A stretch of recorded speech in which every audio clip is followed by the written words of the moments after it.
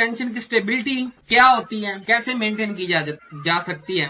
तो pharmaceutical point of view के हवाले से हम देखते हैं कि जो उसकी फिजिकल स्टेबिलिटी है सस्पेंशन की, उसको किन कंडीशन में डिफाइन किया जा सकता है। सबसे पहले ये है कि उसके जो पार्टिकल्स हैं वो एग्रीगेट ना हो, यानी बिल्कुल ही एग्रीगेट ना हो जाए। कितने एग्रीगेट होने वो मैं आपको बताऊंगा। जैसे मैं आपको कह रहा हूं, पीछे भी मैंने वीडियो में कहा कि एग्रीगेशन होनी जरूरी है, फ्लोक्यूलेशन बनाना जरूरी है, लेकिन कितनी एक्सटेंट होगी, कितनी परसेंटेज के फ्लोक्यूल बनाने चाहिए, होने चाहिए उसमें, वो हम लेटर डिस्कस करते हैं। लेकिन अभी जो कंडीशन पढ़ ले वो ये है कि पार्टिकल जो है वो सारे के सारे पार्टिकल जो है वो एग्रीगेट नहीं होने चाहिए। नंबर 2, पार्टिकल जो है वो यूनिफॉर्मली डिस्ट्रीब्यूट रहे डिस्पर्शन मीडियम के अंदर। नंबर 3 हमारे पास कंडीशन ये है कि अगर पार्टिकल सेटल हो रहे हैं, लेकिन सेटल होने के बाद वो जब हम उसे शेक करें, उसको हिलाएं, तो वो रीडिस्पर्स जो है वो इजीली हो जाए। ये 3 कंडीशन है हमारे पास स्टेबिलिटी की। इनके बारे में मजीद देखते हैं कि कौन कौन से फैक्टर जो है वो इफेक्ट करते हैं स्टेबिलिटी पे। सबसे पहले हमारे पास है जी रेट ऑफ सेडिमेंटेशन, क्योंकि मैं आपको बता चुका हूं कि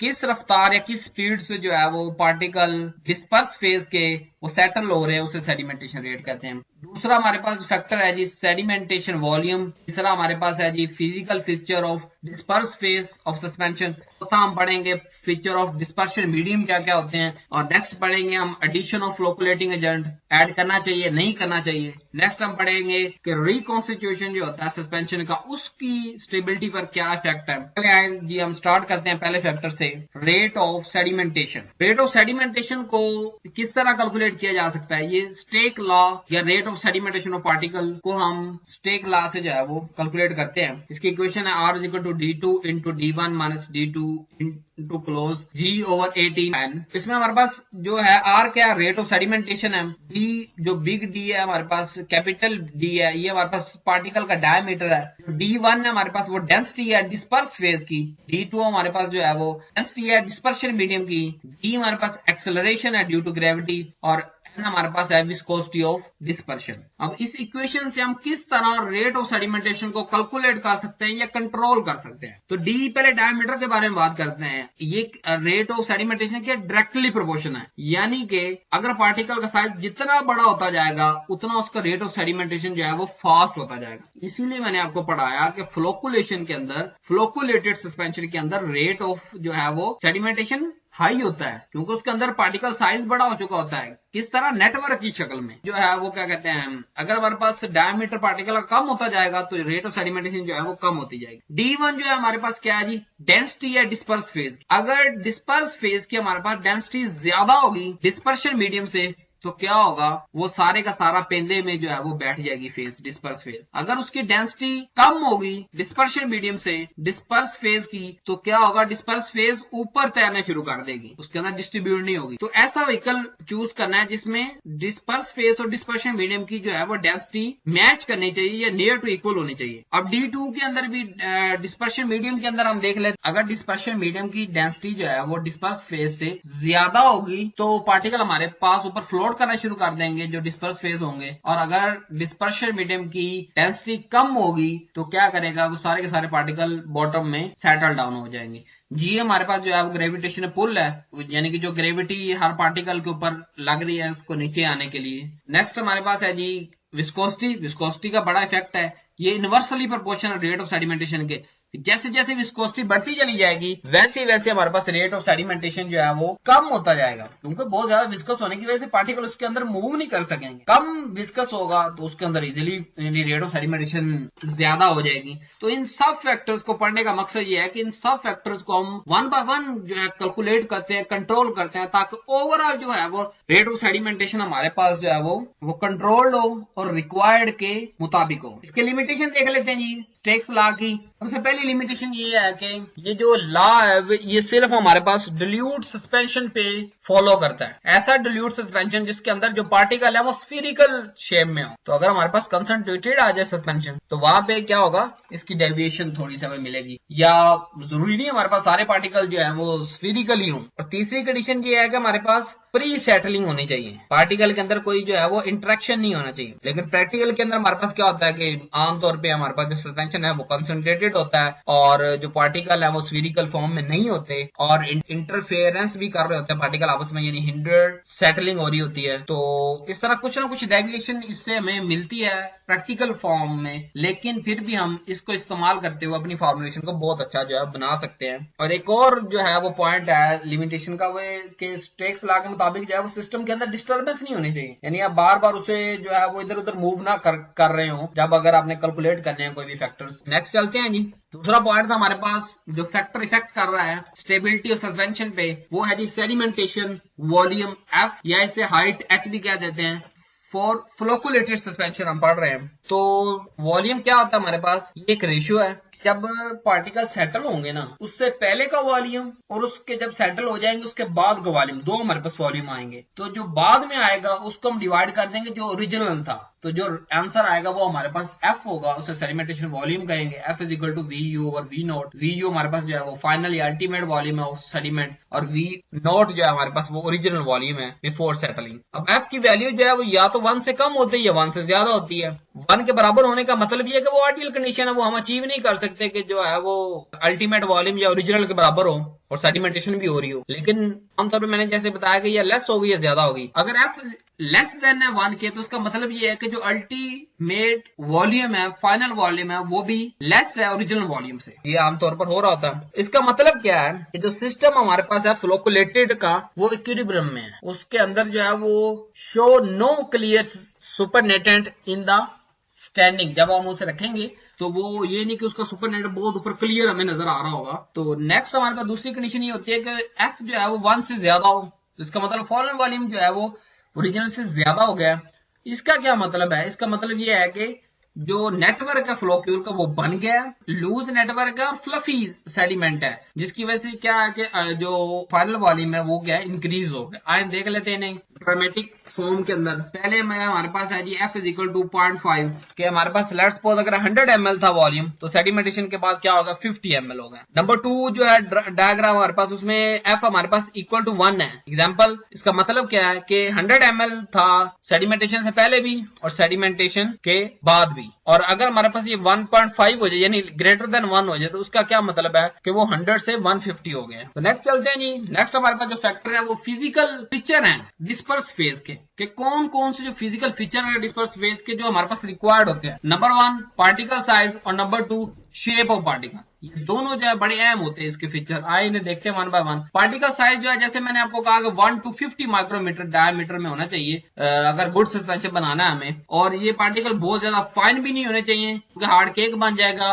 और दूसरा ये है कि बहुत बड़े भी नहीं होना चाहिए। अगर इस रेंज से आउट चला जाएगा तो तब भी हम उसे सस्पेंशन नहीं कहेंगे। तो फिर किस तरह हम जो है वो पार्टिकल साइज को कंट्रोल कर सकते हैं, वो है मेथड जो हमने चूज करना है पार्टिकल के साइज को रिड्यूस करने के लिए, वो बड़े अच्छा मेथड होना चाहिए। जैसे हमारे पास 3 है। फर्स्ट वन है माइक्रो पल्वराइजेशन, जिसके अंदर 10 to 15 माइक्रोमीटर की रेंज में हमारे पास पार्टिकल साइज आते हैं, लेकिन होमोजीनियस होते हैं, यानी कि इससे ऊपर नीचे नहीं होते। नेक्स्ट हमारे पास है जी जेट मिलिंग या माइक्रोनाइजेशन या फ्लूइड एनर्जी ग्राइंडिंग। इसके अंदर जो है वो मैक्सिमम 10 माइक्रोमीटर के हमारे पास आते हैं। तो इसके अंदर भी जो है ना वो मोस्टली यूनिफॉर्म होते हैं पार्टिकल साइज। थर्ड वन हमारे पास है स्प्रे ड्राइंग। तो इस तरह अगर हम जिस मेथड से पार्टिकल का साइज रिड्यूस कर रहे हैं, इन तीनों में से कोई चूज करेंगे तो वो पार्टिकल नंबर 1 तो होमोजीनियस होगा उसके, यानी कि जो रेंज हम बता रहे हैं प्रेडिक्ट करेंगे उसी के अंदर ही सारा जो है वो पार्टिकल के साइज फॉल करेंगे। और दूसरा ये है कि इस रेंज के जो है वो पार्टिकल को प्रोड्यूस करने के लिए हमें यही टेक्निक इस्तेमाल करनी पड़ेगी। नेक्स्ट चलते हैं जी। इन सब टेक्निक्स को ना हम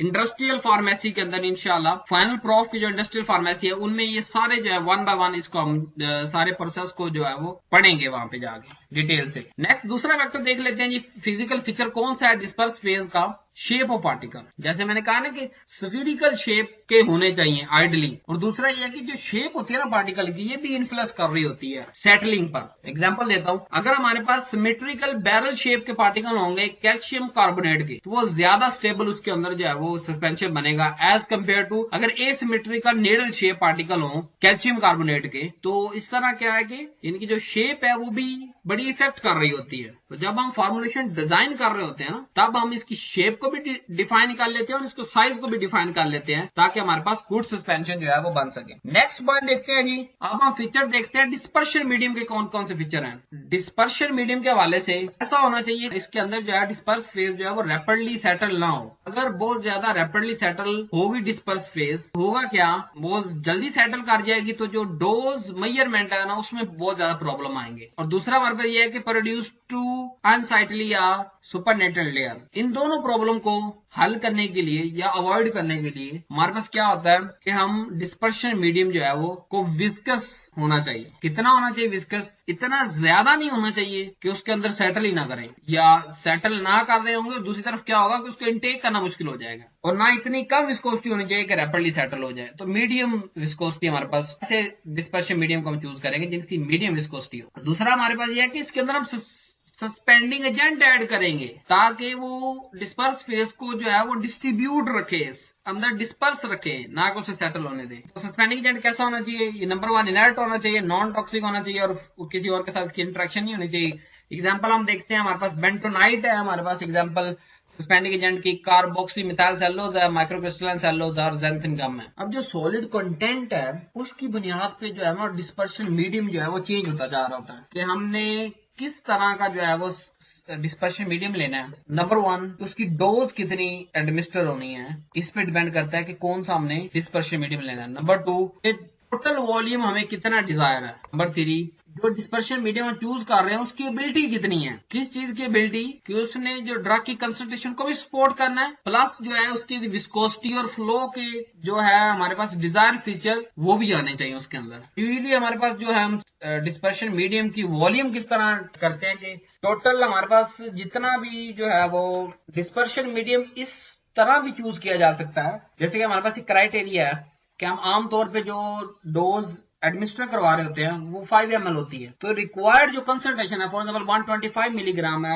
250 मिलीग्राम है, तो उसके अंदर और 5 ml के अंदर उस ड्रग का डिस्ट्रीब्यूट होना आसान हो, यानी उसके जो फाइनल वॉल्यूम जो है ना सस्पेंशन का उस पर भी डिपेंड कर रहा होता है कि हमने कौन सा जो है वो डिस्पर्शन मीडियम लेना है। ये ना हो कि अगर हमें ऐसा डिस्पर्शन मीडियम ले लें जिसमें बहुत ज्यादा जो है वॉल्यूम जो लेना पड़ जाए, जैसे 15 ml की आपने डोज लेनी है, तो ऐसा डिस्पर्शन मीडियम हम चूज करेंगे जिसमें हमारे पास जो नॉर्मल जो 5 ml के अंदर ही जो है ना उसकी जो रिक्वायर्ड डोज है वो डिस्ट्रीब्यूट हो जाए, उसके अंदर जो है वो सस्पेंड हो जाए। नेक्स्ट चलते हैं जी कि फ्लोकुलेटिंग एजेंट ऐड करना है या नहीं करना है, इस बुनियाद पे स्टेबिलिटी कैसे हम मेजर करते हैं या कैलकुलेट करते हैं, ये कंट्रोल करते हैं। अगर हमें हार्ड केक बनने से बचाना है तो हम क्या करेंगे, खुद से एग्रीगेशन करवा देंगे पार्टिकल्स की, क्या चीज ऐड करके, फ्लोकुलेटिंग एजेंट ऐड करके, ताकि उनका साइज थोड़ा बहुत इंक्रीज होगा और एक नेटवर्क बन जाएगा। लेकिन वो नेटवर्क जब नीचे बैठेगा, सेटल होगा, तो वो केक नहीं बनेगा। इसीलिए हम क्या करते हैं, इंटेंशनली जो है वो हम लेस रिजिड और लूज एग्रीगेशन करवा देते हैं ताकि वो अलग अलग ना रहे पार्टिकल, जब सेटल हो तो हार्ड केक ना बनाए। इन एग्रीगेशन को हम क्या कहते हैं, फ्लोक्यूल कहते हैं। तो फ्लोकुलेटेड पार्टिकल्स की ये खुसूसियत ये भी होती है कि ये कंप्लीट सेटलिंग को रेजिस्ट करते हैं और हाई वॉल्यूम इनका आता है सेडिमेंटेशन वॉल्यूम देन अनफ्लोकुलेटेड पार्टिकल्स के निस्बत। अब लूज स्ट्रक्चर होने का फायदा हमें ये है कि ये जो फ्लोकुलेटेड हमने खुद से इंड्यूस करवाया है एक खास रेशियो तक, उसका लूज स्ट्रक्चर होने का फायदा ये है कि वो जब हम उसे दोबारा शेक करेंगे, रीडिस्पर्स करेंगे, तो वो इजिली रीडिस्पर्स हो जाएगा एज कम्पेयर टू अनफ्लोकुलेटेड एजेंट जिसके अंदर बिल्कुल फ्लोकुलेशन है ही नहीं है, हमने उसमें इंड्यूस ही नहीं करवाई। तो अनफ्लोकुलेटेड की निस्बत जो फ्लोकुलेटेड पार्टिकल्स हैं उनको रीडिस्पर्स करना इजी है। अब जो है हमने ये देखना है कि हमने फ्लोकुलेटिंग एजेंट उसके अंदर ऐड करना है या डीफ्लोकुलेटिंग एजेंट ऐड करना है। दोनों का जो हम किस बेस पे मेजर करते हैं, कौन सा एजेंट ऐड करना है और उसकी कितनी अमाउंट एजेंट ऐड करनी है, वो हम zeta potential of particles of suspension की बुनियाद पर करते हैं। तो आए देखते हैं जी, सबसे पहले जीटा पोटेंशियल क्या होता है। जीटा पोटेंशियल को समझने से पहले इसकी थ्योरी को समझना पड़ेगा कि जीटा पोटेंशियल कहां से आया। सपोज करते हैं कि हमने एक पार्टिकल लिया किसका, डिस्पर्स फेज का, और उसके ऊपर एक नेगेटिव चार्ज है। अब उसके ऊपर जब नेगेटिव और दूसरे जो सस्पेंशन के अंदर मौजूद पॉजिटिव आयन है वो उसकी तरफ जो है वो खींचे चले आएंगे, तो नेगेटिव चार्ज कैरिंग पार्टिकल के इर्द गिर्द एक पूरी लेयर पॉजिटिव चार्ज की होगी, पॉजिटिव आयन उसके इर्द गिर्द आ जाएंगे। दूसरे स्टेप पे क्या होगा, अब पॉजिटिव लेयर आ गई है, उसके पीछे पीछे नेगेटिव आयन भी आएंगे, लेकिन उतने नहीं आएंगे जितने पॉजिटिव आयन पहले आ चुके हैं। नेक्स्ट क्या होगा, उस नेगेटिव के बाद फिर पॉजिटिव कुछ ना कुछ आयंस उसके साथ बाउंड करेंगे। तो इस तरह ये हमारे पास पार्टिकल का जो नेगेटिव चार्ज है उसके बाद पॉजिटिव चार्ज आया, फिर नेगेटिव आया, फिर पॉजिटिव आया। ये जो 4 तरह के चार्ज है ये इकट्ठा होकर एक लेयर बना देंगे जिसको मैंने ए का नाम दिया,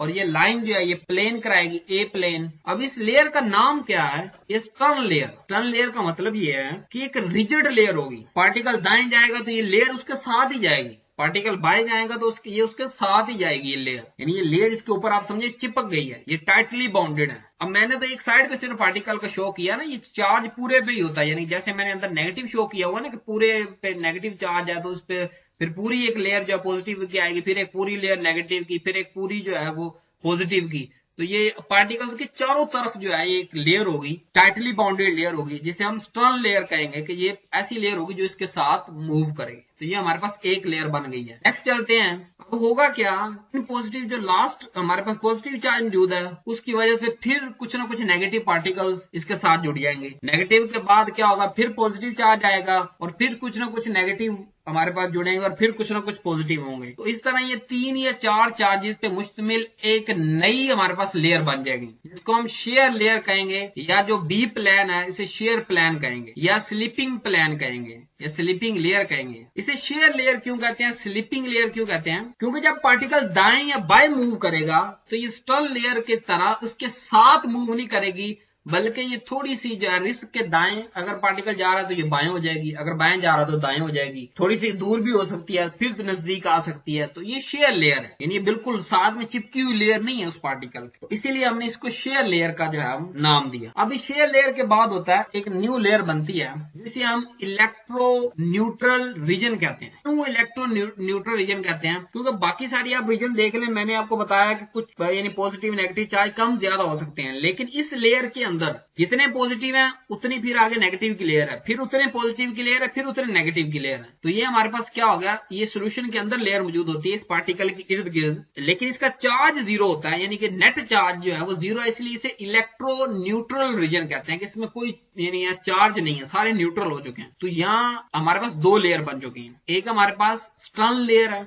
जो ए तक है और दूसरी शेयर लेयर है और फिर इलेक्ट्रो न्यूट्रल रीजन है। जीटा पोटेंशियल क्या होता है, जीटा पोटेंशियल का मतलब ये है कि शेयर लेयर और इलेक्ट्रो न्यूट्रल रीजन के दरमियान में जो है कितना डिफरेंस है, या इस तरह कह लें कि स्टर्न लेयर की जो प्लेन है ए प्लेन है, या स्टर्न लेयर है या शेयर लेयर है, ए प्लेन जो है ना, ए प्लेन और सी प्लेन के दरमियान में पोटेंशियल डिफरेंस कितना है। यानी अगर हम चार्ज मेजर करना चाहें तो इस तरफ तो इलेक्ट्रो न्यूट्रल रीजन की तरफ तो 0 चार्ज आएगा, तो इस तरफ जो है लेट्स सपोज जैसे मैंने आपको फिगर में पॉजिटिव चार्ज शो किया लास्ट में, तो यहाँ पॉजिटिव चार्ज शो होगा, यानी डिफरेंस जो आएगा वो पॉजिटिव में उसका आंसर आएगा, या अगर नेगेटिव होता तो फिर नेगेटिव में आएगा। तो स्टर्न लेयर पे कुछ ना कुछ चार्ज होगा और इलेक्ट्रो न्यूट्रल रीजन के अंदर ऊपर कोई चार्ज नहीं होगा, तो जब डिफरेंस निकालेंगे तो कोई ना कोई हमारे पास आंसर आएगा, वो या पॉजिटिव होगा या नेगेटिव होगा। पॉजिटिव होने का मतलब कि वो ज्यादा जो है वो स्ट्रॉन्ग उसका चार्ज है, नेगेटिव होने का मतलब ये है कि वो कम चार्ज है। अब यहां तक हमारे पास जीटा पोटेंशियल की डेफिनेशन तो आ गई,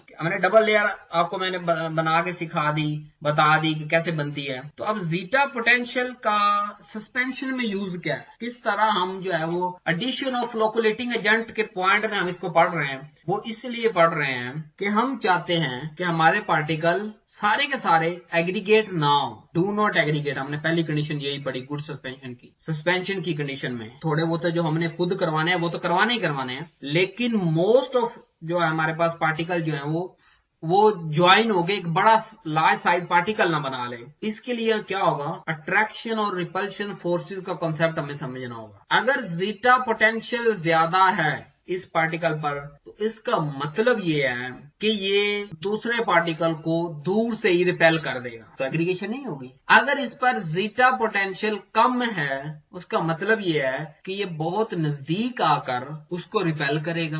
क्यों? अगर जीटा पोटेंशियल ज्यादा है तो उसका मतलब ये है कि दूर से रिपेल कर देगा, यानी उसकी जो रिपल्शन फोर्स है वो ज्यादा होगी अट्रैक्शन फोर्स से, और कम होने का मतलब नजदीक आगे जब ये रिपेल करेगा, इसका मतलब ये है कि अट्रैक्शन फोर्स ज्यादा है, रिपल्शन कम है जब जीटा पोटेंशियल जो है वो कम है। तो हमने जब डीफ्लोकुलेटरी सस्पेंशन बनाना है उसके अंदर हम क्या रखेंगे, जीटा पोटेंशियल ज्यादा रखेंगे, ताकि एक पार्टिकल दूसरे पार्टिकल से रिपेल करता रहे, एक दूसरे के दूर दूर रहे, और उसका जो साइज है वो माइक्रोमीटर की रेंज में रहे। इसी तरह ये जीटा पोटेंशियल जो है वो या कोलाइडल सिस्टम में भी हम इसे डिटेल से पढ़ेंगे, लेकिन यहाँ सिर्फ थोड़ा टच दे दूं कि क्योंकि कोलाइडल सिस्टम जो है वो नैनोमीटर उसमें होते हैं, नैनो की रेंज होती है, तो उसमें भी हमारी यही कंडीशन होती है कि नैनो में ही हमारे पार्टिकल्स रहे, तो वहां पे भी हम जीटा पोटेंशियल को मेजर करते हैं और ज्यादा रखते हैं पार्टिकल्स का, ताकि वो एक दूसरे से दूर दूर रहे, एक दूसरे के साथ चिपक के साइज उनका बड़ा ना हो जाए। तो इस तरह हम जीटा पोटेंशियल मेजर करेंगे, उसको सामने रखते हुए हम फ्लोकुलेटिंग एजेंट या तो ऐड करेंगे या फिर नहीं ऐड करेंगे। अगर ऐड करेंगे तो कितनी अमाउंट में ऐड करना है, अगर नहीं करना तो फिर हम उसको नहीं ऐड करेंगे, या हमें डीफ्लोकुलेटेड एजेंट बाज़ ऐड करने पड़ जाते हैं। तो ये सारी की सारी जो कैलकुलेशन है ये जीटा पोटेंशियल पे डिपेंड कर रही होती है। इसकी डेफिनेशन भी पढ़ा देता हूं आपको। The difference between the surface of tightly bound layer, stern layer या प्लेन, हमारे पास कौन सा था, उसे शेयर प्लेन कहते हैं, and electroneutral region of solution. एक तरफ इलेक्ट्रो न्यूट्रल रीजन है, दूसरी तरफ शेयर प्लेन है या स्टर्न लेयर है, उसका आपस में पोटेंशियल डिफरेंस कितना है उसको जीटा पोटेंशियल कहते हैं। तो ये जीटा पोटेंशियल जो है ये हमारे पास सस्पेंशन की स्टेबिलिटी को पढ़ने के लिए इस्तेमाल होता है। इस तरह हम जीटा पोटेंशियल को मेजर करके ये चीज बता सकते हैं कि हमने फ्लोकुलेशन उसमें करानी है, उसमें डीफ्लोकुलेशन करवानी है, या वो किस कंडीशन में करंट मौजूद है। जी तो नेक्स्ट चलते हैं। एडिशन ऑफ फ्लोकुलेटिंग एजेंट के अंदर हम डिग्री ऑफ फ्लोकुलेशन जो है वो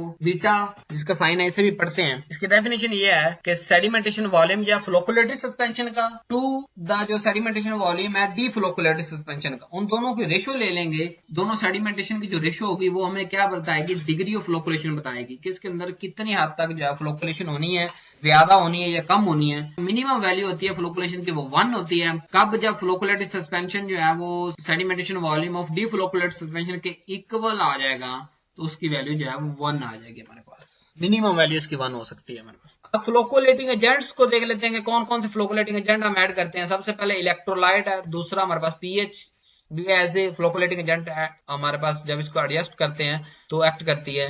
नंबर 3 सर्फेक्टेंट है, नंबर 4 पॉलीमर। आए वन बाय वन देखते हैं। फर्स्ट वन इलेक्ट्रोलाइट है। इलेक्ट्रोलाइट जो है वो act as flocculating agent by reducing the electrical barrier between the particles.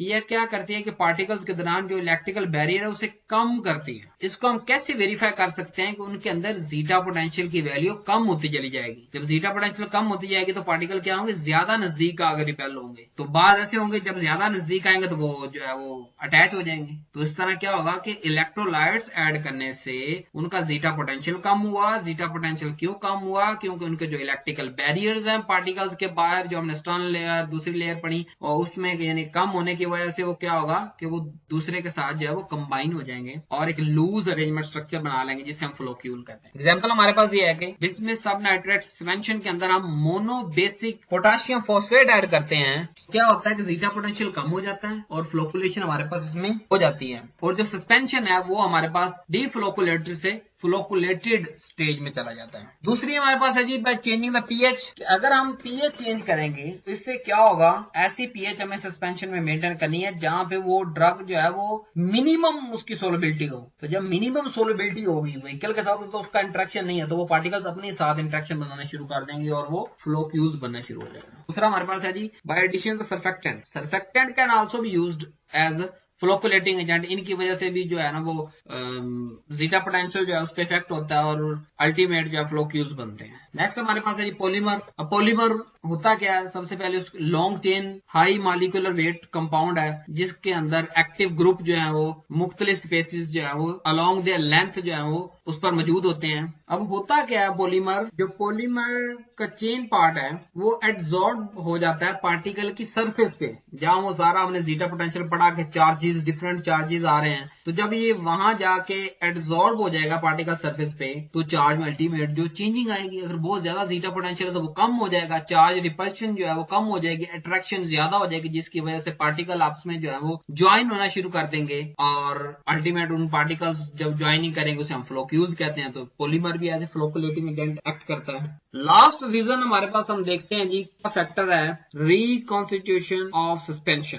Suspension को स्टेबल करने का एक तरीका ये भी है आप उसे ड्राई पाउडर सस्पेंशन बना लें कि उसकी सिर्फ डिस्पर्स फेज आप मार्केट कर दें, बाद में उसके अंदर वॉल्यूम ऐड हो, जैसे हमने पढ़ा dry powder for oral use suspension, तो डिस्पर्स फेज उसकी क्या होगा, शेल्फ लाइफ इंक्रीज हो जाएगी कि जब तक डिस्पर्स फेज जो है वो अकेली कंटेनर के अंदर मौजूद है तो उसकी स्टेबिलिटी को कुछ भी नहीं होगा। तो जैसे ही हम उसके अंदर जो है वॉल्यूम वगैरह उसके अंदर व्हीकल ऐड करेंगे तो उसके बाद जो है वो उसकी स्टेबिलिटी का भी हमारे पास कुछ थोड़े बहुत 15 डेज होंगे तो उसके अंदर जो है मेंटेन कर देंगे। लेकिन अगर अब वही हम जो dry powder for oral suspension को हम फैक्ट्री के अंदर सस्पेंशन बना के भेजें, उसका व्हीकल उसके अंदर ऐड करके भेजें, तो फिर क्या होगा, फिर टोटल 15 डेज होंगे। 15 डेज के अंदर तो ना तो वो मार्केट हो सकता है और ना ही वो पेशेंट तक पहुंच सकता है। तो रिकॉन्स्टिट्यूशन का जो मेथड है वो भी सस्पेंशन के लिए एक स्टेबिलिटी की वजह बनता है कि हम इसे इस फॉर्म में लेके आते हैं, यानी सिर्फ डिस्पर्स फेज जो वो मार्केट करते हैं और बाद में उसको जो है उसमें व्हीकल ऐड किया जाता है और उसको सस्पेंशन बनाया जाता है।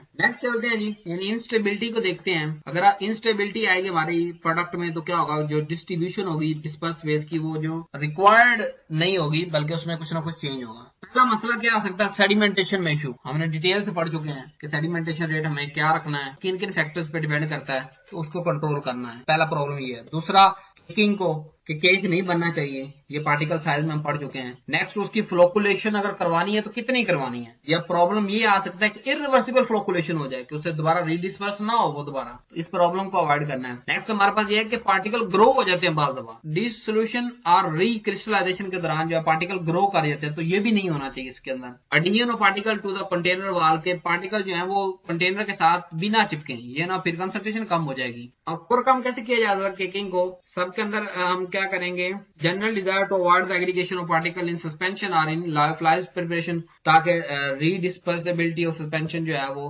हो उसमें। फ्लोकुलेट सस्पेंशन डेवलप टू ओवरकम, कि हम क्या करते हैं कि केकिंग को अवॉइड करने के लिए खुद से फ्लोकुलेटेड सस्पेंशन बनाते हैं ताकि पार्टिकल लूजली जो है वो एक दूसरे के साथ स्ट्रक्चर बनाए और बहुत ज्यादा हार्ड केक ना बना दें। और इस तरह हमने ये फ्लोकुलेट डीफ्लोकुलेटेड दोनों का डिफरेंस पढ़ चुके हैं। So thanks for watching, don't forget to subscribe my channel. अगर आप वीडियो के इस हिस्से तक पहुंचे हैं तो आप इस चैनल को सब्सक्राइब भी करें, लाइक करें, शेयर करें ज्यादा से ज्यादा। फेसबुक के जो ग्रुप्स हैं, व्हाट्सएप के ग्रुप्स हैं, अपने क्लास फेलोज के साथ, अपने कोलीग्स के साथ, सीनियर और जूनियर के साथ इस वीडियो को ज्यादा से ज्यादा शेयर करें ताकि ये इन्फॉर्मेशन हर जो मेडिसिन इस्तेमाल करने वाला फ्यूचर में ये जो कर रहा है उस तक पहुंच सके।